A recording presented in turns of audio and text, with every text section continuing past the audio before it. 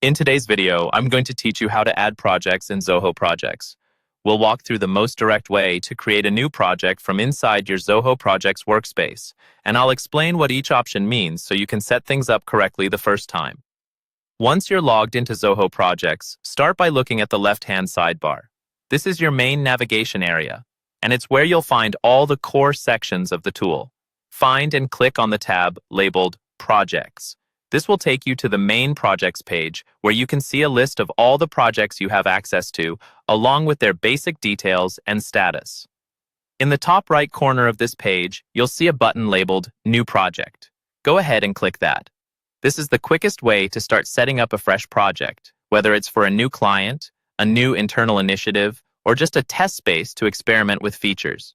After clicking New Project, a form or dialog box will appear. One of the first options you'll notice is the template field.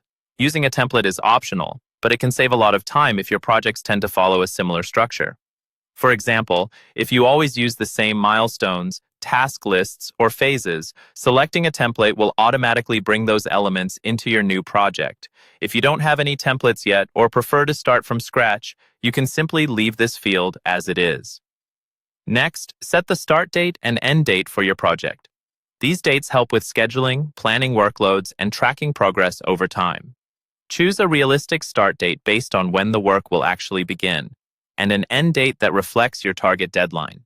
You can usually adjust these later if things change, but setting them now gives your team a clear timeline from the beginning.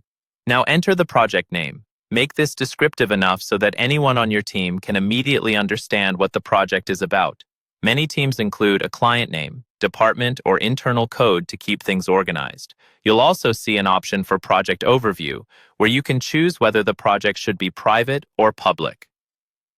A private project is typically visible only to selected users or a specific team, which is helpful for sensitive or limited access work. A public project, on the other hand, is available to a broader group within your Zoho Projects account, making collaboration easier when confidentiality isn't a concern. Choose the setting that best matches how you want people to access and view this project. Once you've reviewed everything and you're happy with the settings, click the Add button.